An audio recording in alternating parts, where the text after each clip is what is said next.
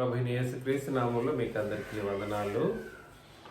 మనం ప్రార్థన స్కిప్ చేసేసి డైరెక్ట్గా వాక్య భాగంలోకి వెళుతున్నాం.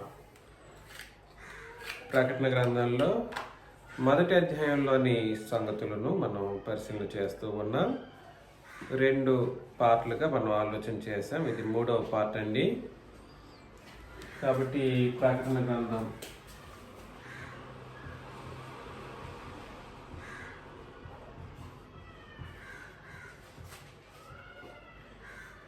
మొదటి అధ్యాయం 13 నుండి మనం ఆలోచన చేస్తాం.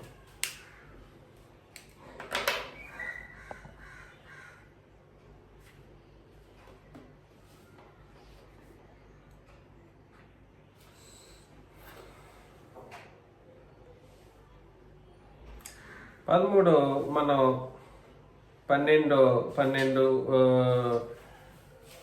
12 నుండి చదువుతాం. ఇది విన్నగా నాతో మాట్లాడుచున్న స్వరమేమిటో అని చూడ తిరిగి తిని 13లో తిరుగగా 7 సువర్ణ దీపస్తంభములను, ఆ దీపస్తంభముల మధ్యను మనుష్య కుమారుని పోలిన ఒకనిని చూచి తిని. ఆయన తన పాదముల మట్టునకు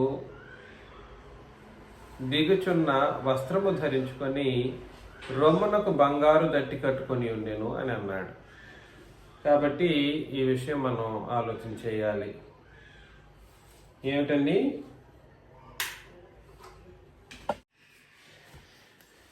కాబట్టి యోహాను గారు చూస్తున్నటువంటి యోహానుకి ప్రత్యక్షపరచబడినటువంటి సంగతి, తిరుగగా 7 సువర్ణ దీపస్తంభములను, ఆ దీపస్తంభముల మధ్యను మనిషి కుమారుని పోలిన ఒకని చూచి తిని. దీపస్తంభములు అది సాధారణమైన దీపస్తంభములు కాదు, సువర్ణ దీపస్తంభములు.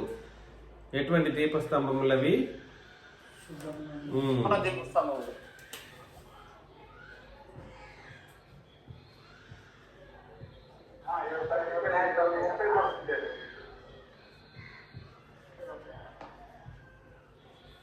మ్యూట్లో పెట్టండి మరియదాస్ గారు. ఎవరో సౌండ్ ఎక్కువ వినిపిస్తుంది బ్యాక్గ్రౌండ్లో నుండి.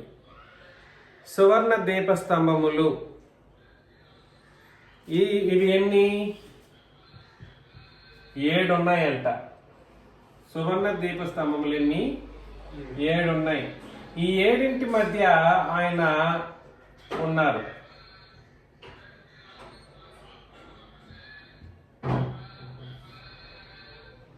ప్రభువైన యేసుక్రీస్తు ఉన్నారన్నమాట.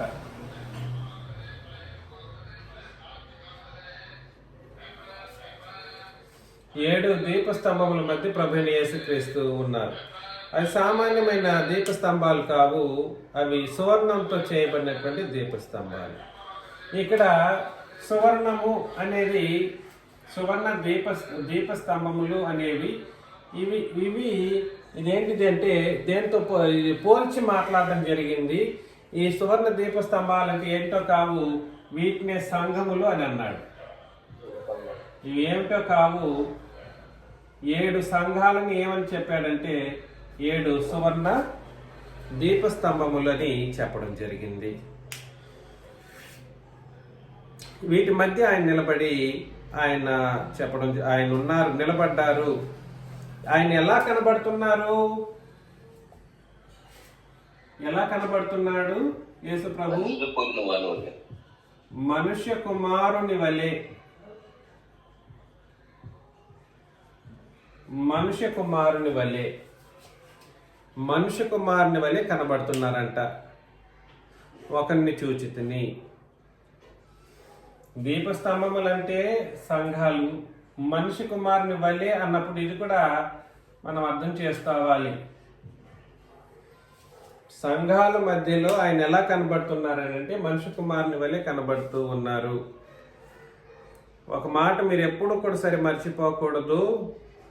ప్రభువైన క్రీస్తు యేసు యొక్క నిజతత్వానికి సంబంధించిన విషయంలో పరలోకం దృష్ట్యా ఆలోచన చేసినప్పుడు, దేని దృష్ట్యా?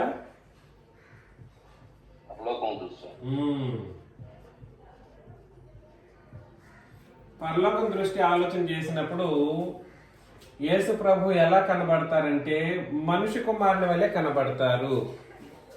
పరలోకం దృష్టి ఆలోచన చేసినప్పుడు యేసు ప్రభు మనిషి కుమారుని వలె కనబడతారు.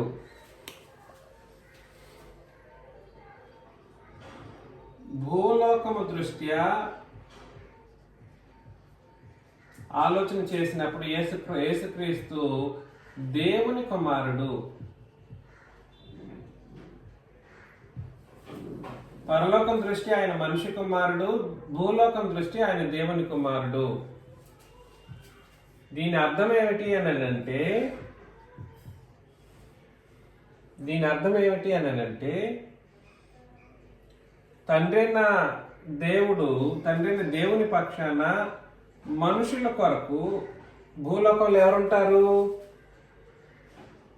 మనుషుల కొరకు ఆయన దేవుని కుమారుడిగా, దేవుని యొక్క ప్రతినిధిగా యేసు ప్రభువు ఉంటారు. దేవుని ప్రతినిధిగా, దేవుని కుమారుడు, దేవునితో సమానుడైనటువంటి ఆయన మనుషుల కొరకు దేవుని కుమారుడుగా. అదేవిధంగా నరుల పక్షాన దేవుని దగ్గర మనుష్య కుమారునిగా ఆయన మనుషుల యొక్క ప్రతినిధిగా కనబడతారన్నమాట. నేను చెప్పిన ఈ స్టేట్మెంట్ మీకు అర్థమైందా? చెప్తారా ఎవరైనా?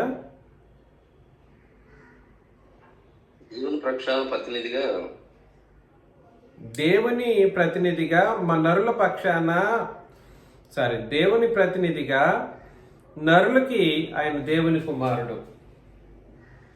అదే నరుల పక్షాన పరలోకములో ఆయన మనిషి కుమారుడు. అదే విషయాన్ని ఒకసారి మనం అపోస్తుల కార్యముల్లో 7వ అధ్యాయం 56వ వచనం చదువుతాం. ఇంకొక అతను కూడా చూస్తాడు యేసు ప్రభువుని. అపోస్తుల కార్యములు 7:56. ఆకాశము తెరవబడుటయు మనుష్య కుమారుడు దేవుని కుడిపార్శ్వమందు నిలిచి ఉండుటయు. పరలోకంలో ఆయన యొక్క ప్రాతినిధ్యం ఏమిటి అని అంటే మనుష్య కుమారుడిగా అక్కడ కూర్చుంటున్నారు. ఎందుకనంటే నరుల కొరకు ఆయన అక్కడ మాట్లాడవలసినటువంటి పరిస్థితులు ఉన్నాయి. ఆ నరులు ఎవరో కాదు, సంఘములో ఉన్న ఆ నరులు. 7 సంఘాల మధ్యలో ఆయన మనిషి కుమారుని వలె కనబడుతున్నారు. ఎందుకనంటే ఈ సంఘాల కొరకు ప్రాతినిధ్యం వహించేది తండ్రి దగ్గర ఎవరు అని అంటే మనిషి కుమారుడైన యేసుక్రీస్తు.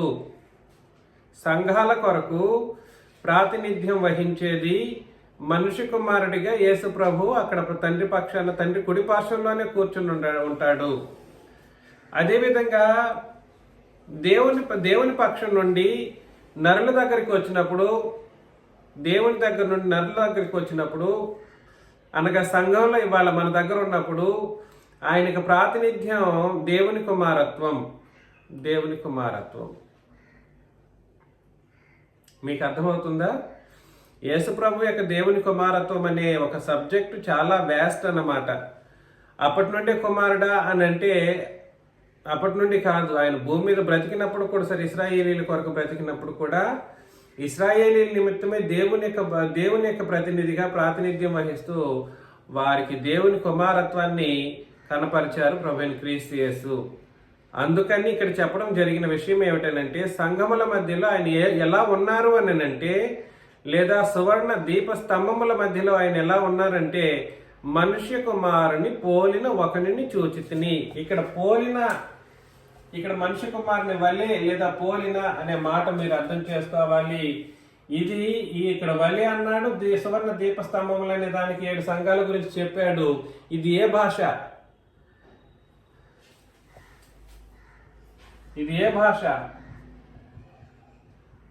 ఉపమాన భాష. ఏ భాష అండి? ఉపమాన భాషా పదజాలం. ఇది ఉపమాన భాషలో రాయబడింది. ఇక్కడ వలే అని అన్నాడు, మనిషి కుమారుని వలే అని అన్నాడు. సువర్ణ దీప స్తంభములు అనేది కూడా సరే, దాని యొక్క మరొక అర్థం ఏమిటి? సువర్ణ దీపస్తంభములు అనబడిన దానికి మరొక అర్థం ఏమిటంటే 7 సంఘములు, 7 సంఘములు. అందుకని ఇది ఉపమానార్థంగా చెప్పబడిన ఒక విషయం అనే విషయాన్ని మనం గుర్తించాల్సినటువంటి అవసరత ఎంతైనా ఉంది.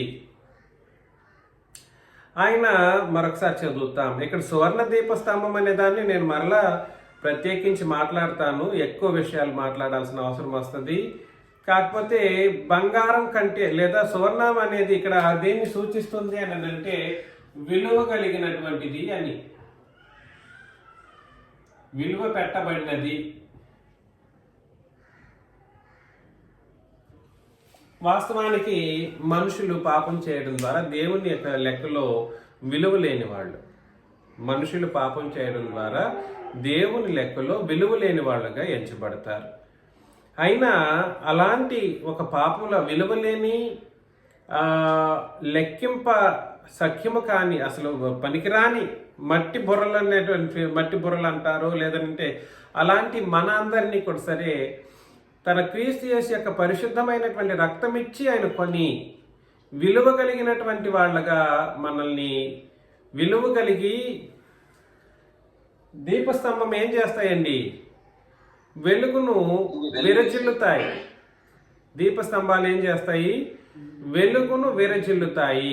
అనగా మహిమ కలిగినటువంటి ఒక వెలుగును కలిగినటువంటి ఒక పరిస్థితిని ఇక్కడ మాట్లాడడం జరుగుతుంది. అంటే ఒక వెలుగు మాత్రమే కాదు, విలువైనటువంటి మహిమ కలిగినటువంటిది మన సంఘం.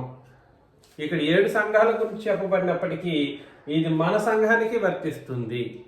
7 సంఘాలకి చెప్పబడినప్పటికీ మన సంఘం కూడా ఇవాళ సర్వప్రపంచానికి ఒక సువర్ణ దీపస్తంభం అన్నమాట. ఎంత గొప్ప ఆధిక్యత మనకు! క్రీస్తు రక్తం అనబడినటువంటి కేవలం క్రొత్త నిబంధనే, ఆ నిబంధనను బట్టి మనం కడుగుబడి సంఘంగా ఏర్పరచబడ్డాం. కాబట్టి ఇవాళ సర్వప్రపంచానికి ఒకే ఒక దీపస్తంభం ఉంది. సర్వప్రపంచానికి ఒకే ఒక దీపస్తంభం. ఈ దీపస్తంభానికి ప్రాతినిధ్యం వహించేవారు ఎవరు అని అంటే మనిషి కుమారుడైన యేసుక్రీస్తు. మనిషి కుమారుడు అంటే మానవుల పక్షాన దేవుని దగ్గర ప్రాతినిధ్యం చేసేవాడు. మానవుల పక్షాన దేవుని దగ్గర ప్రాతినిధ్యం వహించువాడు. అదేవిధంగా ఆ రోజు కూడా మీరు చదివినటువంటి ఆ వచన భాగంలో అతను స్టెఫన్ని చంపేటువంటి పరిస్థితి, ఆ దుర్మార్గులు, దుష్టులు, ఆ ప్రవక్తలను చంపే ఆ ఇశ్రాయేలు దుష్ట జనాంగం ఏం చేశారంటే ప్రవక్తల్ని లెక్క చేయలేదు. యేసు ప్రభు నిమిత్తం ప్రాణం పెట్టాల్సినటువంటి మనుషులని కూడా సరే, ప్రాణం పెట్టే మనుషుల్ని కూడా వదిలిపెట్టలేదు. ఆ దుర్మార్గులు, దుష్టులే ఏం చేశారంటే ఈ స్టెఫన్ని చంపేటువంటి పరిస్థితులు ఉన్నప్పుడు స్టెఫను ఆకాశం తెరవబడేటువంటి ఒక పరిస్థితిని చూసినప్పుడు అక్కడ కనబడినది మనిషి కుమారుడు. ఈ విషయం మనకు అర్థం కావాలి. అక్కడ కనబడిన ఆయన ఎవరండి? మనుష్య కుమారుడు, సాక్షాత్తు మనుష్య కుమారుడు దేవుని కుడి పార్శ్వం మందు నిలిచి ఉన్నట్టు చూచుచున్నానని చెప్పినటువంటి విషయాన్ని మనం చదువుతాం. అదే విధానంలో ప్రకటన గ్రంథంలో కూడా ఒకసారి మనం చదివితే 14:14లో ప్రకటన గ్రంథం 14వ అధ్యాయం 14వ వచనం, మరియు నేను చూడగా ఇదిగో తెల్లని మేఘము కనబడిను, మనిషి కుమారుని పోలిన ఒకడు ఆ మేఘం మీద ఆసీనుడై ఉండెను అని అన్నాడు. కాబట్టి పరలోకంలో మనిషి కుమారునిగా మన కొరకు ఉన్నారు యేసు ప్రభు. నేను మరలా చెబుతున్నాను, యేసు ప్రభు యొక్క లక్షణాలను బట్టి ఆయన యొక్క రూపాలు మారుతూనే ఉంటాయి. ఆయనకి ఎన్ని రూపాలో చెప్పలేం.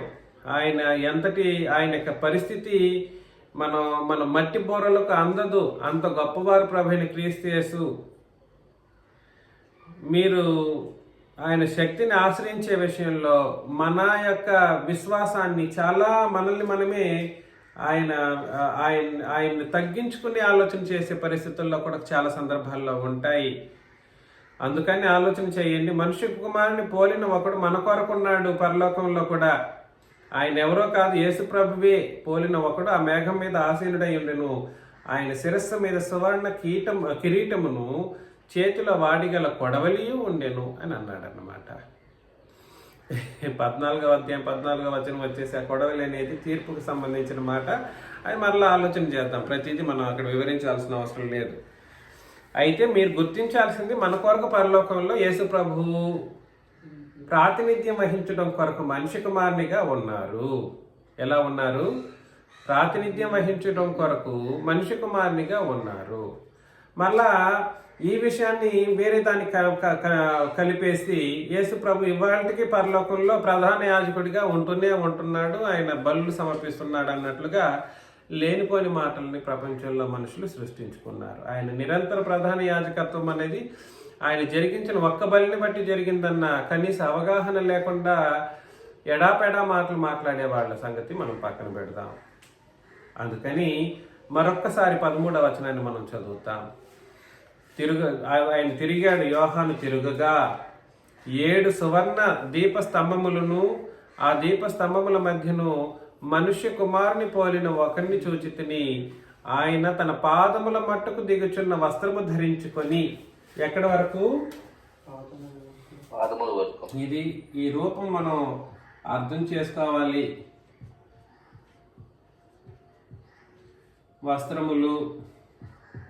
వస్త్రం ధరించుకొని ఉన్నారు. ఆ తర్వాత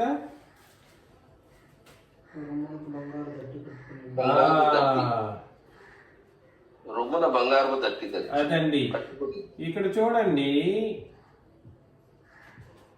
రొమ్మున బంగారు దట్టి.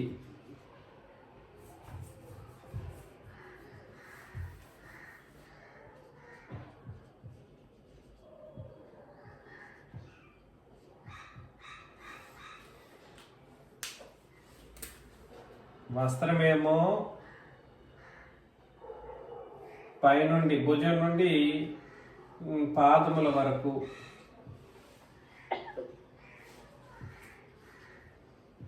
రొమ్మున ఏమిటి?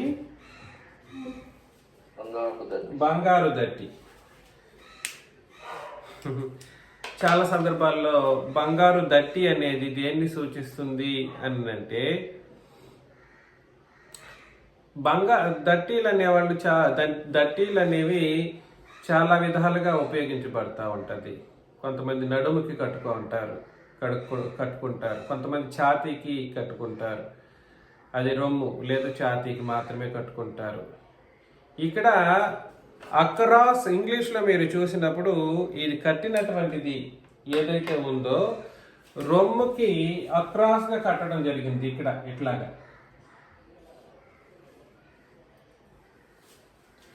ఇటు నుంచి ఇట్లా కిందకి అక్రాస్ రొమ్ము.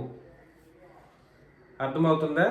అంటే అర్థం ఏమిటనంటే, దాని అర్థం మీరు ఎప్పుడైనా కూడా అది ఆలోచన చేయండి. రొమ్ముకి అక్రాస్ ద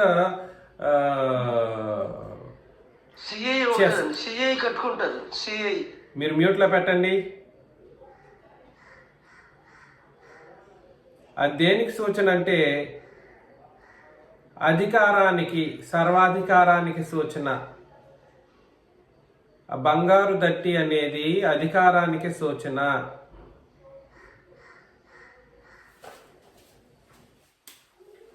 ఇదొకటేనండి సూచన. ఎందుకంటే బంగారు దట్టి అన్నాడు కాబట్టి సూచన. ఇక్కడ వస్త్రం అనే దానికి సూచన లేదు. నేను అది ఎందుకని చెప్తాను చూడండి.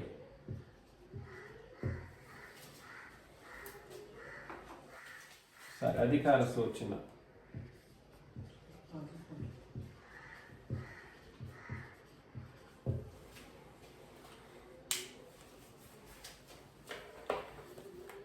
అధికార సూచన.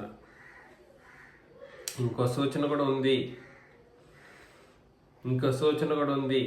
ఆ సూచన ఆయన యొక్క మనుష్య కుమారుడిగా ఆయన ఉన్నారు. ఆ మనుష్య కుమారునికి ఈ బంగారు దట్టి అనేది అక్రాస్ ద చెస్ట్ అనేది కట్టబడింది. శాష్ అని అంటారు ఇంగ్లీష్లో, SASH, శాష్ అని అంటారు.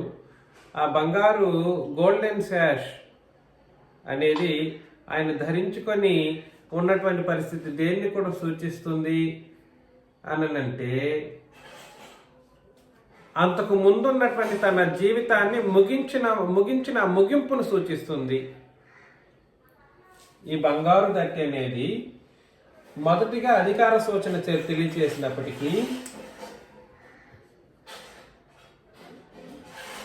ముందు జీవితాన్ని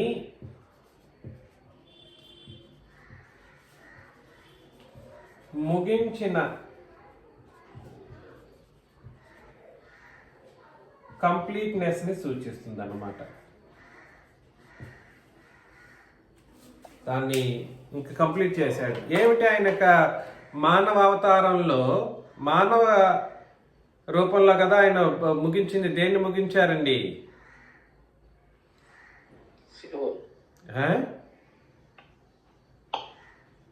ఏంటి ముగించారు? ఏం జీవితం ఇది మనది? అబద్ధాలు తప్పులు చెప్తున్నారు. ఆయన ముగించింది ఏమిటి? ధర్మశాస్త్రాన్ని ముగించాడు. అయ్యయ్యో, ఆ రమ్మున అక్రాస్ అంటే ఆయన యొక్క శరీరంలో అది అక్రాస్ చేయబడింది. ఇది అక్రాస్ గా అది తగిలించబడింది. అంటే అర్థం ఏమిటనంటే ఆయన శరీరం అంతా ధర్మశాస్త్రం అనే ఒక పాత నిబంధన అది పాతదిగా చేయబడి ముగించబడింది, కంప్లీట్ చేయబడింది అనడానికి సూచనగా దీన్ని తగిలించబడ్డారు. యేసు ప్రభుకి బంగారు దట్టి అనేది రొమ్మున తగిలించడం అనేది జరిగిందన్నమాట. ఈ రెండు సూచనలు మర్చిపోకూడదు. ఒకటి, బంగారు దట్టి అనేది అధికార సూచన. రెండు, ముందు జీవితాన్ని లేదా దాన్ని ఏమన్నాడంటే వాస్తవానికి ముందు జీవితాన్ని లేమన్ గా రాసినప్పటికీ ధర్మశాస్త్రాన్ని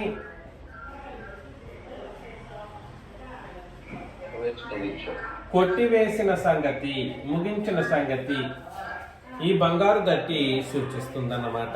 మీరు ఇది అర్థం చేసుకోవాలి. మీకు బయట ఎక్కడ ఇట్లాంటి ఇవి దొరకవు. నోట్స్లు ఇప్పుడు రాసుకునే వాళ్ళు సరిగ్గా రాసుకుంటే మీకు మంచిది. కానీ బంగారు దట్టి కట్టుకునేటువంటి పరిస్థితుల్లో ఒకసారి ప్రకటన గ్రంథం 15:6 చదివితే, ప్రకటన గ్రంథం 15వ అధ్యాయం 6వ వచనంలో 7 తెగుళ్ళు చేత పట్టుకొని ఉన్న ఆ 7 దూతలు నిర్మలమును ప్రకాశమానమునైన రాతిని ధరించుకొని రొమ్ముల మీద బంగారు దట్టీలు కట్టుకున్న వారై ఆ ఆలయములో నుండి వెలుపలికి వచ్చిరి అని అన్నాడు. డిఫరెన్స్ ఎంత? 3 సార్లు చెప్పాను.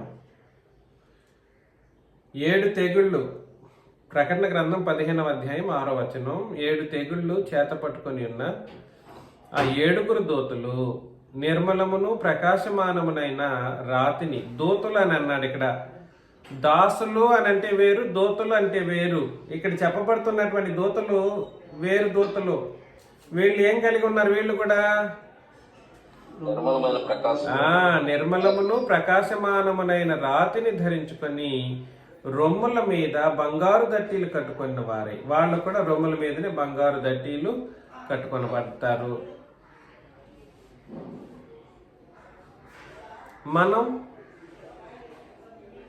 మనం కూడా బంగారు దట్టి కట్టుకుంటాం. కాకపోతే రొమ్మున మనం కట్టుకుంటాం.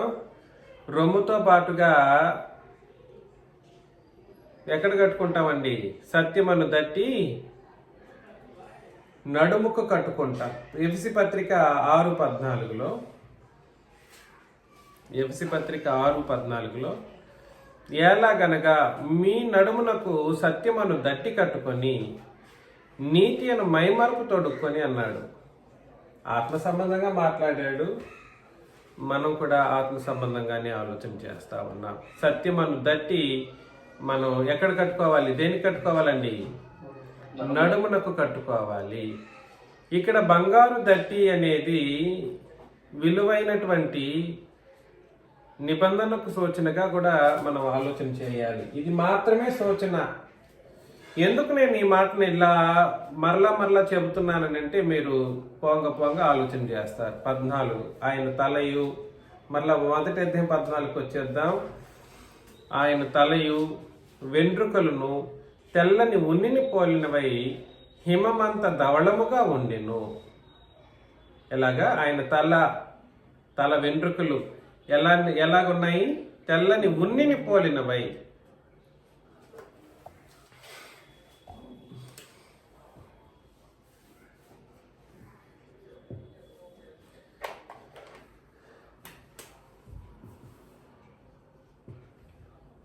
తల వెంట్రుకలు తెల్లని ఉన్ని పోలినవై. అంటే అంత తెలుపుగా ఉన్నాయి అని అర్థం.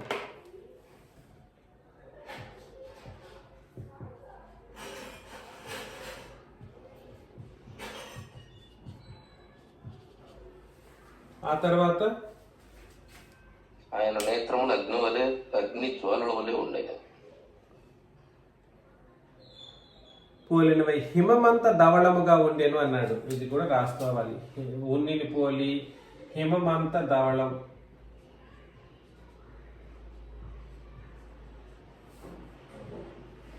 ఆ తర్వాత ఏమిటి?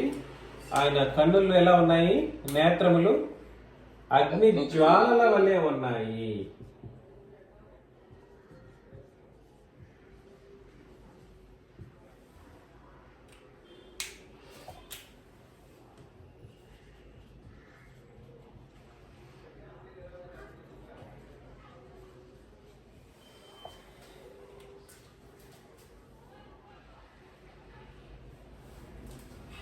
అదేమిటి? మీరు ఇక్కడ గుర్తించాల్సిన అత్యంత ముఖ్యమైనవి ఏమిటి అంటే 15వ వచనం కూడా ఒకసారి చదివేద్దాం. ఆయన పాదములు కొలిమిలో పుటమ వేయబడి మెరయుచున్న అపరంజితో సమానం. ఆయన పాదాలు ఎలాగున్నాయంట? కొలిమిలో పుటము వేయబడి మెరియుచున్న అపరంజితో సమానమనై ఉన్నది.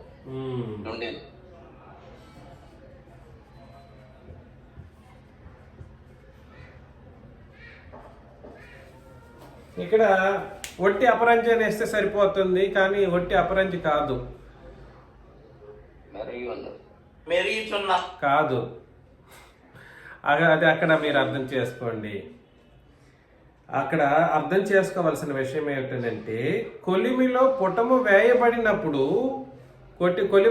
వేయబడినప్పుడు అపరంజి అనేది కరిగిపోయి ఉంటుంది అన్నమాట.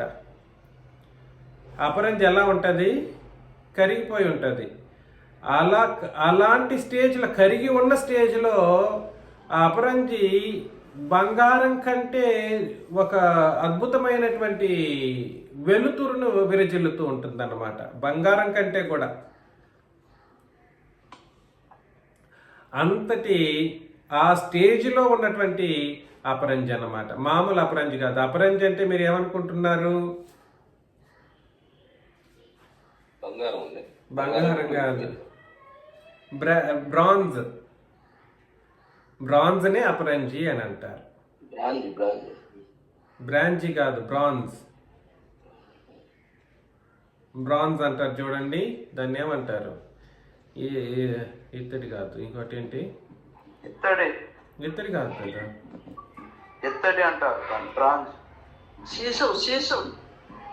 కాదు, బ్రాంజ్ అనే మెటల్ అన్నమాట. దాన్ని కొలిమిలో వేసినప్పుడు అది కరిగిపోయిన తర్వాత అది ఒకలాంటి వెలుతురును కలిగి ఉంటుంది అనమాట. అంటే చాలా మహిమ కలిగిన దానిగా కనబడుతుంది. అంత అపురూపంగా ప్యూరెస్ట్ ఫామ్ లో ఉంటుంది.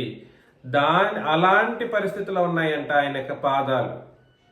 అర్థమవుతుందా? కొలిమిలో పుటం వేయబడి మెరియుచున్న అపరంజితో సమానమై ఉండెను. ఆయన కంఠస్వరము విస్తార జలముల ప్రవాహముల ధ్వని వలె ఉండెను. కంఠస్వరం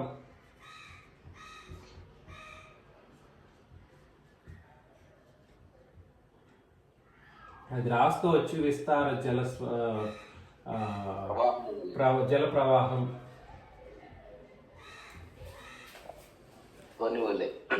జల ప్రవాహముల ధ్వని వలె ఉండెను అని అన్నాడు అనమాట. ఇది యేసు ప్రభువు ఈ విధంగా కనబడ్డారు.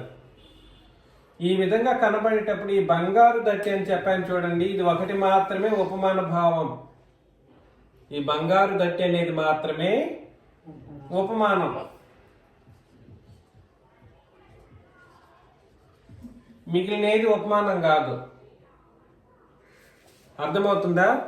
ఉపమానం కాదు అనడానికి నేను ఎందుకు చెప్తున్నానంటే, పోల్చి మాట్లాడినప్పటికీ ఆయన అప్పటికప్పుడే చూసి చెబుతూ ఉన్నాడు. ఇంక ఆయన బుర్రకి అందట్లేదు యేసు ప్రభుని ఎలా చెప్పాలో. మనకు తెలిసింది ఏమిటి? ఒకవేళ ఈ అగ్ని జ్వాలలను చూస్తుంటాం, ఈ అపరంజి లాంటిది చూస్తూ ఉంటాం, విస్తార జల ప్రవాహాలు చూస్తూ ఉంటాం, తర్వాత బంగారు దట్టి చూస్తూ ఉంటాం. ఇవన్నీ ఉన్నిని పోలిన హిమము ఇట్లాంటివి చూస్తూ ఉంటాం. మన బుర్రలకి అర్థమయ్యేదే అంతవరకే అని చెప్పి అలా చెప్పాడు. నేను చెప్పేది మీకు అర్థమవుతుందా? ఉపమానం అనేది వెనకాల అర్థాన్ని తెలియజేస్తాయి. ఉపమానం అనేది దేన్ని తెలియజేస్తాయి? మర్మాన్ని తెలియజేస్తాయి. దాని వెనకాల ఉన్నటువంటి మర్మమును బయలుపరిచేది ఉపమానం. ఇక్కడ మర్మాలు ఏమి లేవు. తెల్లని ఉన్ని అని అన్నాడు. ఇక్కడ తెల్లని ఉన్ని అంటే దీనికి మర్మాలు వెతుకుతూ ఉంటారు చాలా మంది. ఆయన కళ్ళు ఎలా ఉన్నాయని తెలియజేశారు? అగ్ని జ్వాలల వంటివి అయి ఉన్నాయి అని అన్నారు. అంటే అంత మహోన్నతమైనటువంటి తేజస్సు కలిగినవి ఆయన కళ్ళు. అగ్ని ఎలా కనబడుతుందో అంత అలాగా అని పోల్చి మాట్లాడుతున్నాడు. కానీ తిరిగి అగ్ని జ్వాలలకి మరలా ఏం వెతకూడదు. ఉపమానార్థాలు వెతకకూడదు. దేన్ని వెతకూడదు? ఉపమానార్థాలు వెతకూడదు. ఆయన కళ్ళు అలా ఉన్నాయని అన్నాడు. కళ్ళు అలా ఉన్నాయనంటే దానికి ఆయన ఇట్లా దానికి ఇంకో అర్థాన్ని మనం వెతికే ప్రయత్నంలో ఉండకూడదు అన్నమాట. నేను చెప్పింది మీరు దయచేసి అర్థం చేసుకోవటానికి ప్రయత్నం చేయండి. ఎందుకు అనంటే యేసు ప్రభు యొక్క ప్రత్యక్షత అంత మహోన్నతమైనది. ఆయన కళ్ళు మాత్రమే అలా ఉన్నాయని చెప్పినప్పటికీ ఆయన వచ్చేటప్పుడే ఎట్లా వస్తారు? 2వ దశలోనికీలకు రాసిన పత్రికలో 1వ అధ్యాయం 6లో ఆయన రాకడలో ఆయన యొక్క పరిస్థితి ఎలా ఉంటుందనంటే, 2వ దశలోనికీలకు 1వ అధ్యాయం 6లో అగ్ని జ్వాలల అని ఉంటుంది. ప్రభు అయిన యేసు తన ప్రభావమును కనపరచు దూతలతో కూడా, ఎవరితో కూడా? తన ప్రభావాన్ని కనపరచు దూతలతో కూడా. ఆయనకు ప్రభావాన్ని కనపరిచే వాళ్ళు ఎవరు? దూతలంట. తండ్రి కనపరుస్తారు, దూతలు కూడా కనపరుస్తారు. దూతలతో కూడా పరలోకము నుండి అగ్ని జ్వాలల్లో ప్రత్యక్షమవుతారు. మరి ఆయన వచ్చేటప్పుడే అగ్ని జ్వాలల్లో వస్తారనేటువంటి ఒక విషయాన్ని తెలియజేస్తూ, ఆయన ప్రత్యక్షమే అలా జరుగుతుందనే విషయాన్ని తెలియజేసినప్పటికీ ఆయన కంటిని మాత్రమే అగ్ని జ్వాలలు అనే ఉద్దేశంతో మాట్లాడడానికి గల కారణం ఏమిటంటే, అలా చెబితే కానీ మనం ప్రభువుని క్రీస్తు యేసును అర్థం చేసుకోలేము అనడానికి ఆయన ప్రయత్నమే తప్ప, ఇది ఉపమాన భావమో ఇందులో ఏదో మర్మమో దాగి ఉన్నట్లుగా చెప్పడం కొరకు యేసు ప్రభుని ఇలా అభివర్ణించలేదు మన యోహాన్ గారు అన్నమాట. కాబట్టి ప్రభువైన క్రీస్తు యేసు యొక్క రూపం ఇలా ఉండింది అన్నట్లుగా చెప్పడానికి ప్రయత్నం చేస్తూ ఉన్నాడు. ఇది ఆయన ఆత్మవశుడిగా ఉన్నప్పుడు యేసు ప్రభువును చూసి ఆయన్ని వర్ణించిన విధానం, యేసు ప్రభుని కళ్ళారా చూసి వర్ణించిన విధానం. ఇందులో ఉపమానాలు మనం ఏం చేయకూడదు? ఉపమానార్థాలు వెతకకూడదు. ఉపమానార్థాలు ఇందులో ఒక్కటి మాత్రమే ఉపమానంతో పోల్చబడి మాట్లాడినటువంటి సంగతి, అది బంగారు దట్టి. అదేమిటది? బంగారు దట్టి. ఇక్కడ వస్త్రం అన్నాడు. ఇక్కడ వస్త్రం అంటే మనకైతే వస్త్రం అన్నప్పుడు ఇది క్రీస్తు యొక్క రక్తమే మన యొక్క వస్త్రంగా మనం చూసుకుంటాం. క్రొత్త నిబంధనలు మన వస్త్రాలు, మన శరీరమే మన వస్త్రం. ఇది రక్తంగా, ఈ శరీరం అనేది మన శరీరాలనే వస్త్రాలు క్రీస్తు రక్తం చేత కడుగబడ్డాయి అనే ఒక ఉద్దేశంతో ఉపమానంగా మాట్లాడతాడు. కానీ క్రీస్తు విషయంలో అది ఆ వస్త్రం అనేది అది కాదు. దానికి దీనికి పెడార్థాలు వెతకూడదు. వస్త్రములు పాదముల వరకు ఉన్నాయంటే అంతవరకే ఆలోచన చేయాలి. దీనికి మరలా ఉపమానార్థం వెతికితే ఎక్కడ చెప్పలేరు. అది అట్లాంటిది లేని కూడా లేదు. తెల్లని ఉన్ని హిమమంత ధవళమైనటువంటి పరిస్థితుల్లో ఆయనకు తల వెంట్రుకలు ఉన్నాయి అని అన్నప్పుడు దానికి పెడార్థాలు వెతకకూడదు. అది క్రీస్తు యేసు యొక్క రూపం. అలా చెప్పినప్పటికీ ఒక్కసారి ఊహించుకోండి, హిమమంతా తర్వాత ఉన్నిని పోలినటువంటి వెలుతురుని విరజిల్లేటువంటి తల కలిగిన ఆయన, తర్వాత అగ్ని జ్వాలల వంటి కన్నులు కలిగినటువంటి ఆయన, పాదముల వరకు వస్త్రము ధరించుకున్నటువంటి ఆయన, ముఖము నుండి మహా తేజస్సు అని అంటే మామూలు తేజస్సు కాదు, కోటి కోట్ల సూర్యుడిని కలిపినా రాలేనంత మహా తేజస్సు కలిగినటువంటి ఆయన కళ్ళ ముందుగా నిలబడితే ఆ తేజస్సుకి మనం నిలబడలేం. అంత మహోన్నతమైనటువంటి వారు మన ప్రభువైన క్రీస్తు యేసు. ఆయన మాట్లాడితే కంఠస్వరము విస్తార జల ప్రవాహముల ధ్వని వలె ఉన్నాయంట. జల ప్రవాహముల ధ్వని. జల ప్రవాహం అన్నప్పుడు మన ఊహలను బట్టి కాదు, ఆయన యోహాను గారికి అర్థమైంది కాబట్టి అలా చెప్పాడు. అర్థమవుతుందండి. 16 ఆయన తన కుడి చేత 7 నక్షత్రములను పట్టుకొని ఉండెను. ఆయన చేతిలో ఏమున్నాయండి? 7 నక్షత్రాలు ఉన్నాయి. 7 నక్షత్రములను పట్టుకొని ఉండెను. ఆయన నోట నుండి 2 అంచులు గల వాడి అయిన ఖడ్గం ఒకటి బయలు వెడలుచూ ఉండెను. అది కంటిన్యూస్గా జరుగుతూనే ఉంది. ఆయన ముఖము మహా తేజస్సుతో ప్రకాశించుచున్న సూర్యుని వలె ఉండెను. మహా తేజస్సుతో ప్రకాశించుచున్న సూర్యుని వలె ఉండెను. అది అతనికి అర్థమైంది, మహా తేజస్సుతో ప్రకాశించే సూర్యుడని. యోహానికి అర్థమైంది అంతవరకు. అతను అంతకంటే ఎక్కువ చెప్పలేకపోతున్నాడు. నేను కూడా అంతకంటే ఎక్కువ చెప్పలేకపోతున్నా.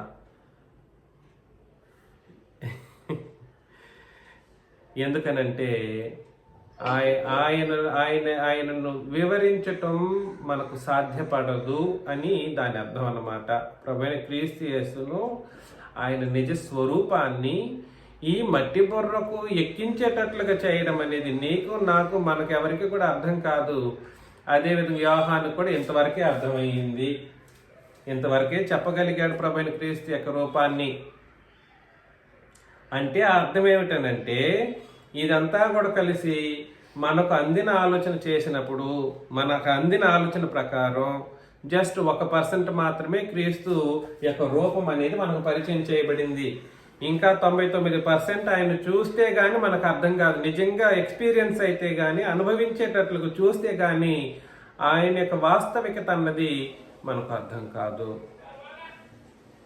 బైబిల్ మొత్తంలో కూడా సరే 66 పుస్తకాల్లో కూడా మీరు చూసుకుంటున్నప్పుడు క్రీస్తు యొక్క నిజతత్వం అనేది రాయబడింది 1%. రాయబడింది 1%. అంతవరకే బయలుపరచబడింది. అనుభవించటానికి, ఆయనను కళ్ళారా చూడటానికి, ఆయనను చూసి అనుభవించి ఆయనకు మహోన్నత స్థితిని గుర్తించటానికి ఈ శరీరాలు ఈ కళ్ళు సరిపోవు. ఈ శరీరాలు ఈ కళ్ళు సరిపోవు. అందుకని మిమ్మల్ని ప్రేమతో హెచ్చరిస్తున్నాను. మన ప్రభువైన క్రీస్తు యేసు ఎవరి కంటికి కనబడడా, మీ దేవుడు కనబడడా అని అంటే ఆయన కనబడే అంత స్టేజ్లో ఆయన లేడు. కనబడితే బ్రతికే అంత స్టేజ్లో మనం లేము. నేను చెప్పింది మీకు అర్థమైందా? మరలా అక్కడ మరొక మాట 16వ వచనంలో ఆయన తన కుడి చేత 7 నక్షత్రములను పట్టుకొని ఉండెను. దేన్ని పట్టుకొని ఉన్నాడు? 7 నక్షత్రములను.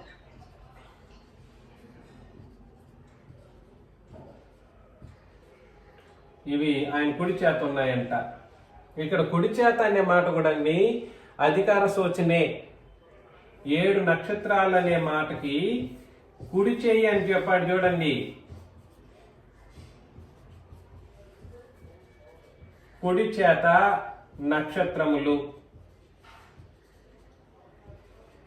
అంటే ఈ నక్షత్రాలు దేన్ని సూచిస్తున్నాయి?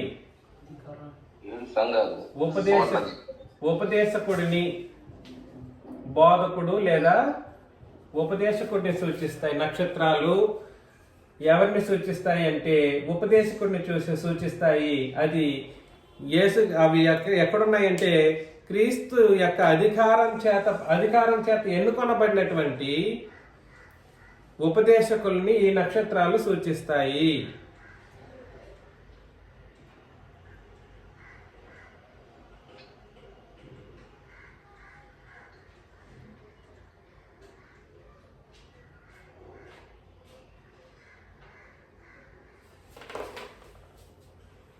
నేను చెప్పింది మీకు అర్థమైందా? మరొకసారి చెప్పండి. మరొకసారి మరి ఆ మాట చదవండి, 16 వచనం.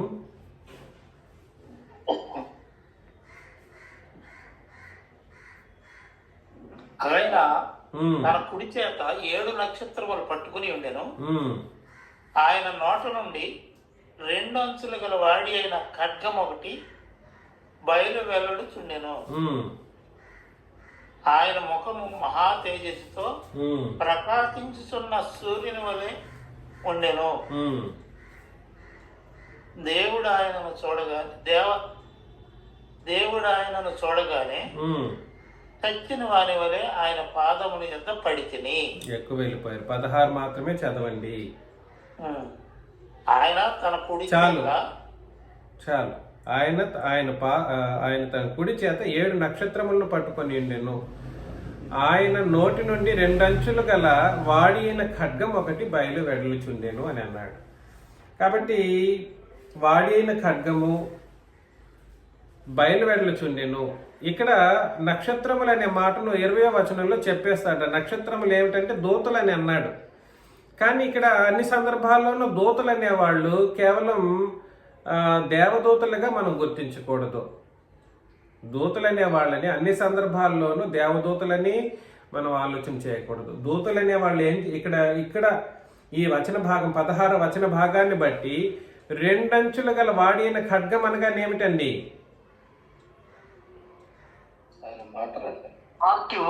క్రొత్త నిబంధన లేదా వాక్యము. ఈ వాక్యాన్ని తెలియజేసేటువంటి నక్షత్రాలు ఇవి. వాక్యాన్ని తెలియజేసే నక్షత్రాలు అనగా దూతలు ఎవరై ఉంటారని అంటే పరలోకంలో ఉన్న దేవదూతలు కాదు. ఇక్కడ చెప్పబడినటువంటి దూతలు ఉపదేశకులు. ఇక్కడ చెప్పబడినటువంటి దూతలు ఎవరండి? అనేక సందర్భాల్లో క్రొత్త నిబంధనలో సహితం మనం చూడగలం. ఉపదేశకులని లేదా బోధకులని దూతలని అభివర్ణించడం కూడా మనం చదువుతాం అన్నమాట. అన్ని సందర్భాల్లో దూతలు అనేవాళ్ళు దేవదూతలు కాదు. అన్ని సందర్భాల్లోనూ ఈ మాట ఆ స్టేట్మెంట్ అనేది కరెక్ట్గా కాదు. కొన్ని సందర్భాల్లో దూతలు అనేవాళ్ళు దేవదూతలుగా ఉంటారు. కొన్ని సందర్భాల్లో దూతలు అనేవాళ్ళు ఉపదేశకులు లేదా బోధకులుగా పిలువబడతారు. ఈ వ్యత్యాసం మీరు అర్థం చేసుకోవాలి. ఆయన నోట నుండి వచ్చిన 2 అంచులు గల వాడి అయిన ఖడ్గం ఒకటి బయలు వెళ్ళుచుండెను. ఆయన ముఖము మహా తేజస్సుతో ప్రకాశించిన సూర్యుని వలె ఉండెను. నేను ఆయన్ను చూడగానే చచ్చిన వాని వలె ఆయన పాదముల యొద్ద పడితిని. చూస్తేనే ఏమైపోయాడు? చచ్చిన వాని వల్లే పడిపోయాడు. ఎలాగెంతకి? డైరెక్ట్గానా? కాదు. డైరెక్ట్గా కాదు. వెనకాల పరిశుద్ధాత్ముడు ఉన్నాడు. ఆత్మవశుడై ఉన్నాడు. ఏమండి? ఆత్మవశుడై ఉన్నాడు. ఆత్మవశుడై ఆ ప్రభు దినాన్ని ఉన్నాడు. ఆ రోజు ఉండి అక్కడ ఉన్నటువంటి సందర్భాన్ని ఆత్మవశుడిగా ఉండి చూస్తేనే యేసు ప్రభువు యొక్క నిజస్వరూపాన్ని చూడంగానే చచ్చిన వాని వల్ల ఆయన పాదాల యొద్ద పడిపోయినటువంటి పరిస్థితి యోహానుంటే ఈ కళ్ళతో ఆ దేవుడిని, ఆ మహాదేవుడిని, ఆ ప్రభువుని మనం చూడడానికి కుదురుతుందంటారా?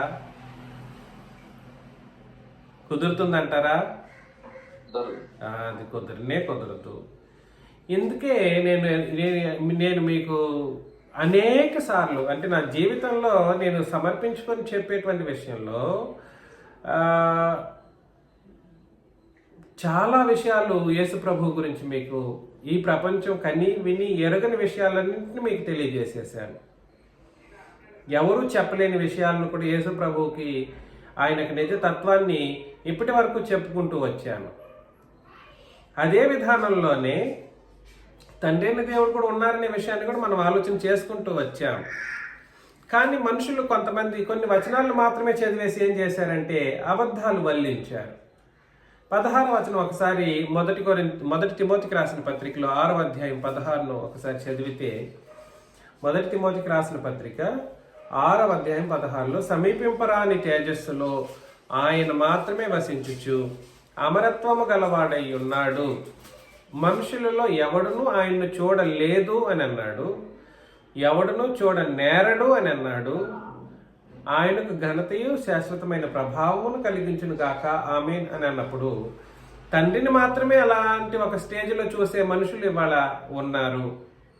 కానీ వాస్తవానికి తండ్రి అలాంటి వారు, ప్రభువైన యేసుక్రీస్తు కూడా అలాంటి వారే అనే కోణంలో క్రొత్త నిబంధన చట్టం అన్ని విధాలుగా తెలియజేసేటప్పుడు సాక్షాత్తు పరిశుద్ధాత్మ వశంలో ఉన్నటువంటి యోహానే ప్రభువైన యేసు యొక్క నిజ స్వరూపాన్ని చూసినప్పుడు ఏమైపోయాడు?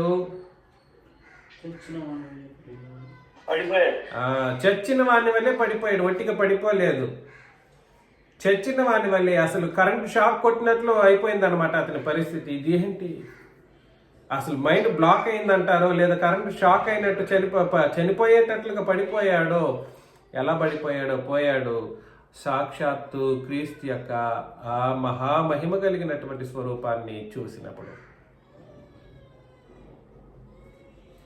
దీన్ని బట్టి మనకేం అర్థం అవ్వాలని అంటే, ఇప్పుడు చదివారే తిమోతికి రాసిన పత్రికల వచనాన్ని, అదే రూలు యేసు ప్రభువు కూడా ఉంది అనేది మీకు అర్థమైపోవాలి. ఏదే రూలు? మనుషుల్లో ఎవడునూ ఆయన్ని నిజానికి చూడలేడు, చూడనేరడు. సాక్షాత్తు పరిశుద్ధాత్మ వశంలో ఉన్న యోహాను గారే ఆయన నిజ స్వరూపాన్ని చూసినప్పుడు తట్టుకోలేకపోయి చచ్చిన వాడిని వల్లే పడిపోతే ఈ మానవ కంటితో ఆయన్ని చూడడానికి కుదురుతుందంటారా? అర్థమవుతుందా? అర్థం కాదు. అది యేసు ప్రభు యొక్క నిజతత్వం, నిజ స్వరూపం అన్నమాట. 17 నేను ఆయన్ను చూడగానే చచ్చిన వాని వల్లే ఆయన పాదముల మీద పడితిని, ఆయన తన కుడి చేతిని నా మీద ఉంచి నాతో ఇట్లా నేను భయపడకుము. నేను ఎందుకు ఇది కుడి చేయి అనే మాటను అధికార సూచన అనేటువంటి ఉద్దేశంతో మాట్లాడానంటే, ఇక్కడ మొదటనేమో కుడి చేతుల్లో ఎన్ని నక్షత్రాలు ఉన్నాయని చదివాము? 7 నక్షత్రాలు ఉన్నాయని చదివాము. మరలా ఇంకో కుడి చేయి ఉంది ఆయనకి. యోహానేమో కింద పడిపోయాడు.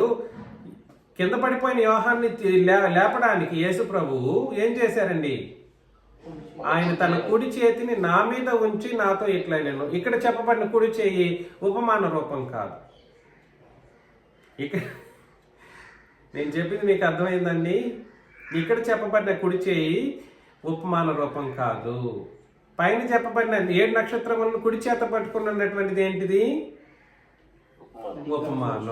ఉపమానం. అది ఈ కుడి చేత అనే మాట అధికార సూచన. అందుకనే నక్షత్రములు లేదా ఉపదేశకులు అనేవాళ్ళు సంఘానికి ఒక నక్షత్రం అన్నమాట, అధికారం కలిగిన వాడు. కానీ ఉపదేశకుని యొక్క అధికారానికి లోబడేటువంటి పరిస్థితుల్లో సంఘంలో ఉన్న ప్రతి సహోదరుడు సహోదరి ఉండాల. అలా ఉంటే మీకు మంచిది. ఉపదేశకుడు అధికారం కలిగిన వాడు అన్నప్పుడు ఏంటి, ఎట్లా మాట్లాడతాడు? అంత గర్వం ఎక్కడిది? గర్వం కాదు, అది గర్వం కాదు. మార్చుకోలేని మనసులు తయారయ్యేటువంటి పరిస్థితులు కనబడుతూ ఉన్నాయి. మరలా 18కి వెళ్తాం. నేను మొదటివాడను కడపటివాడను, జీవించువాడను, మృతుడినైతిని గాని ఇదిగో యుగ యుగములు సజీవుడినై ఉన్నాను.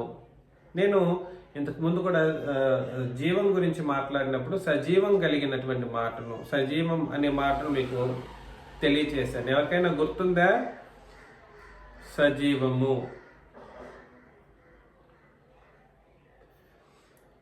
మానవుని యొక్క స్టేటస్ గురించి మాట్లాడేటప్పుడు మానవుడు పుట్టినప్పుడు ఆత్మ శరీరము జీవం కలిగిన వాడు. ఒక ఏజ్ వచ్చిన తర్వాత జీవాన్ని కోల్పోతాడు పాపం చేయడం ద్వారా. అంధకారమైనటువంటి జీవితం వల్ల జీవాన్ని కోల్పోతాడు.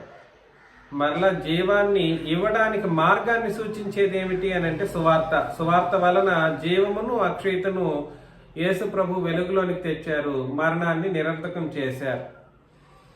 ఆ సువార్తను విని విశ్వసించి క్రొత్త నిబంధన బాప్తిసం తీసుకునే వాళ్ళలో నూతన జీవం అనేది పోయబడుతుంది. అది నూతన జీవమే. అదేమిటది? నూతన జీవం.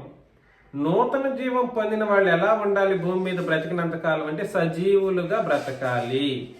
నూతన జీవులు ఎలా బ్రతకాలి? సజీవులు అనగా క్రొత్త నిబంధన ప్రకారం బ్రతకాలి. క్రొత్త నిబంధన ప్రకారం ఎవరైతే బ్రతుకుతారో వాళ్ళు సజీవులు. కానీ ప్రభువైన క్రీస్తు యేసు జీవదాత, ఆయన జీవాధిపతి. ఆ జీవాధిపతి యుగ యుగములు సజీవున్నై ఉన్నారంట. యుగ యుగాలు సజీవున్నాయి. మరియు మరణం యొక్కయు పాతాళ లోకం యొక్క తాళపు చెవులు నా స్వాధీనములో ఉన్నవి. మరణం యొక్కయు పాతాళ లోకం యొక్క తాళపు చెవులు నా స్వాధీనంలో ఉన్నవి. మరణం ఎలా వచ్చింది? పాపం వల్ల వచ్చింది. ఈ పాపం వల్ల వచ్చిన మరణం గురించి మాట్లాడుతున్నాడు, కానీ మన భౌతిక సంబంధమైన మరణం గురించి కాదు అక్కడ చెప్పబడుతున్నది. ఆ మరణాన్ని నిరర్థకం చేసే సువార్త, ఆ మరణాన్ని నిరర్థకం చేసేటువంటి క్రొత్త నిబంధన ఆజ్ఞలు మనకు ఉన్నాయి. పాతాళ లోకం యొక్క తాళపు చెవులు, ఇది రాసుకోవాలి మీరు. ఇది మీరు గుర్తుపెట్టుకోవాలి. మరణం, పాతాళ లోకం.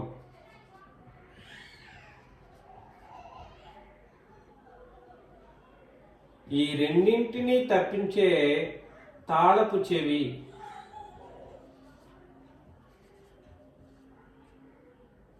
ఏమిటి అంటే క్రొత్త నిబంధన. మరణం నుండి మీరు అనేక సార్లు చదువుంటారు. ఒక్కసారి రోమాపత్రిక చదవండి దయచేసి. రోమాపత్రిక 8:2. క్రీస్తు యేసునందు జీవమునిచ్చు ఆత్మ యొక్క నియమము, జీవమునిచ్చు ఆత్మ యొక్క నియమాలు క్రీస్తునందు ఉన్నాయంట. నియమము అని అన్నాడు, నిబంధన గురించి చెప్తున్నాడు. పాప మరణముల నియమము నుండి, పాపం చేస్తే మరణిస్తావనే నియమం నుండి నన్ను విడిపించాను. ఎట్లనగా ధర్మశాస్త్రం ఏం చేయజాలకపోయిందో దాన్ని దేవుడు చేసినని అన్నాడు. ధర్మశాస్త్రం ఏం చేయజాలకపోయింది అని అంటే పాప మరణముల నియమము నుండి మనుష్యులను ఏం చేయలేకపోయింది? విడిపించలేకపోయింది. దాన్ని విడిపించగలిగింది పాప మరణముల నియమం నుండి విడిపించను అనే నియమం. ఏ నియమము? క్రీస్తునందు జీవమునిచ్చు ఆత్మ యొక్క నియమము. కాబట్టి ఆత్మకు జీవాన్నిచ్చే నియమము, మరణం నుండి పాతాళం నుండి విడిపించే నియమం. దానికి తాళపు చెవి విడిపించడం అని అంటే అర్థమేమిటి?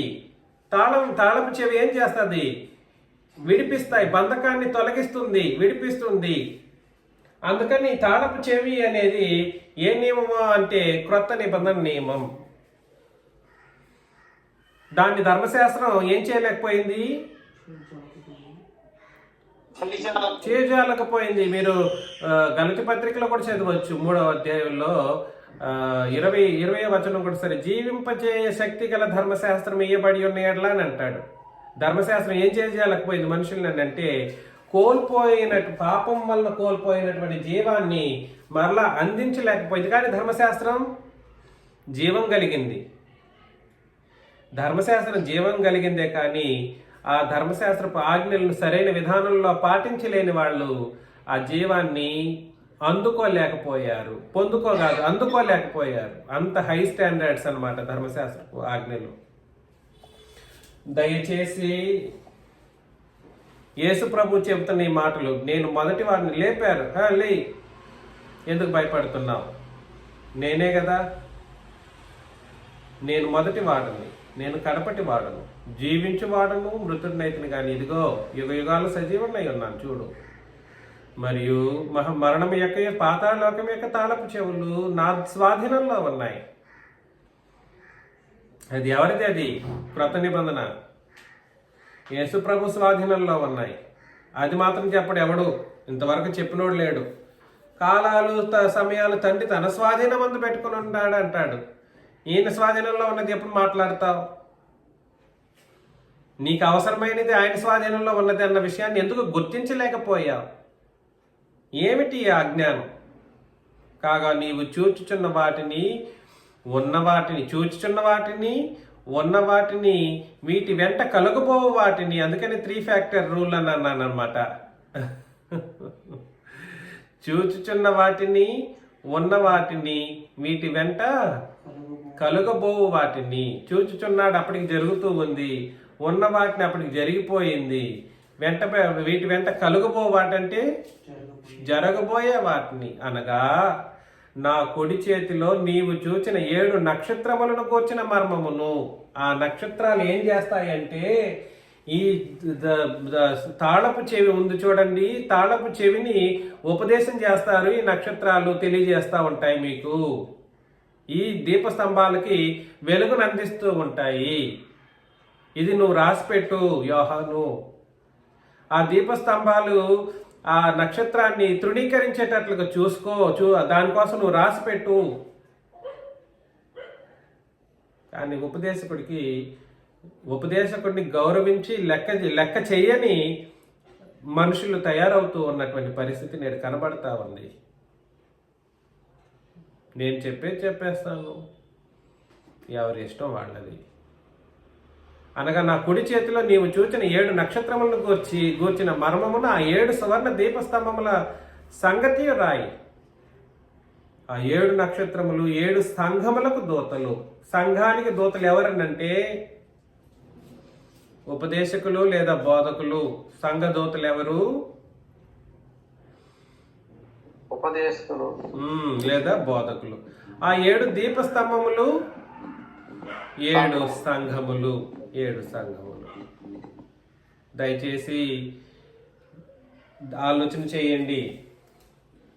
సంఘము ఎంత విలువైనదో, సంఘానికి అంత విలువను కలిగించేటువంటి పరిస్థితి ఏమిటనంటే ఎవరికి ఉందనంటే, మొదట క్రీస్తు ఉంది. ఆ విలువలను కొనసాగించేటట్లుగా, సంఘంలో ఉన్న వాళ్ళ యొక్క విలువలను కొనసాగించేటట్లుగా ఉపదేశకుడు నక్షత్రంలాగా వెలుగునిస్తూ ఆ దీపస్తంభాలను వెలిగిస్తూ ఉంటాడన్నమాట. ఆ దీపస్తంభాన్ని వెలిగిస్తూ ఉంటాడు. నా కుడి చేతిలోనున్న నువ్వు చూచిన 7 నక్షత్రములను కూర్చిన మర్మాన్ని రాయి. ఇది మర్మం కాబట్టి సూచనగా చెప్పబడిన దానికి మర్మార్థాలు ఉన్నాయి. దాన్ని ఉపమానార్థాలని కూడా అంటారు. దాన్ని అలాగే గుర్తించాలి.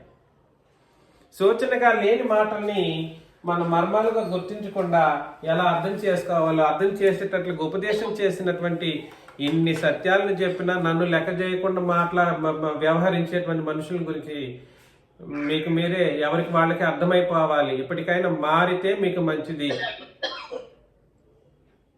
ఏం మీ ఆస్తులు పాస్తులు రాసుకోవట్లేదు, మీ ఇది కోరట్లేదు. కేవలం మీ మేలు, మీ మంచి కోసం చేస్తున్న కార్యక్రమం ఇది. మహోన్నతమైనటువంటి కార్యక్రమం. క్రొత్త నిబంధన సంఘం.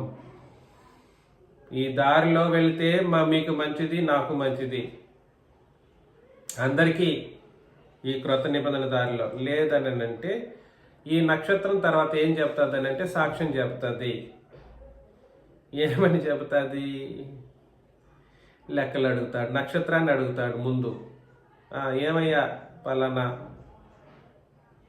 తిమోతి అట్లాంటి ఆయన, ఈ నక్షత్రం అప్పుడు సాక్ష్యం చెప్పాల్సిన పరిస్థితి వస్తుంది అన్నమాట. అర్థమవుతుంది నేను చెప్పేది? లెక్క చెప్పే పరిస్థితి నక్షత్రానికి పెట్టాడు అక్కడ. ఎందుకంటే నా నక్షత్రం ఏం చేసిందంటే వెలుతురిస్తూ వచ్చింది, వెలిగిస్తూ వచ్చింది, ఉపదేశిస్తూ వచ్చింది. ఈ వెలుతురు గురించినటువంటి మిగిలిన సంగతులు మనం వచ్చే వారం 2వ అధ్యాయం నుండి ప్రారంభిస్తాం. మీకందరికీ క్రీస్తు యేసు నామములో వందనాలు.